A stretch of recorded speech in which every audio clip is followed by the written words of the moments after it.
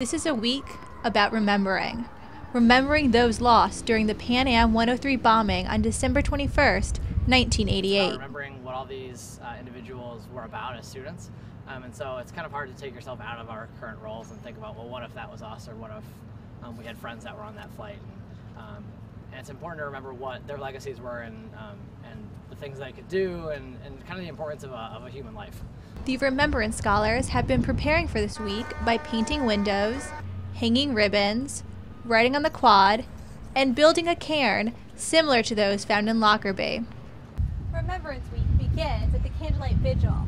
It then culminates at the rose-laying ceremony Friday afternoon right here at the Pan Am Memorial. Here, the 35 scholars will lay a rose in honor of their victim.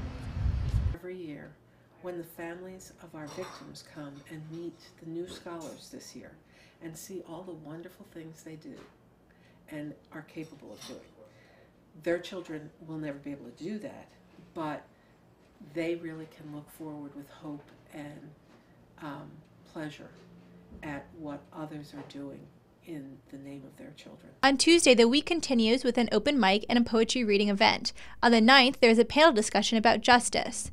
Then, there is a film screening on the 10th.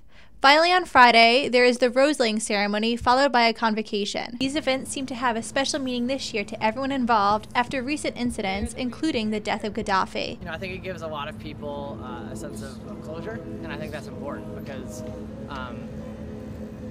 I think something like that would obviously take a while and it would sting, and I think the more you would see him in the news, the more it would just be like this really challenging thing, like, well, geez, he's still around, he's still ruling, and that's not okay. And so, with Gaddafi dying, I think it really kind of gives a lot of people closure. Being a part of this now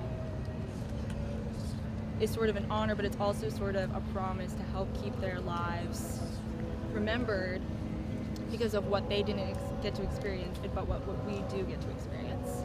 Katie Siefert, NCC News.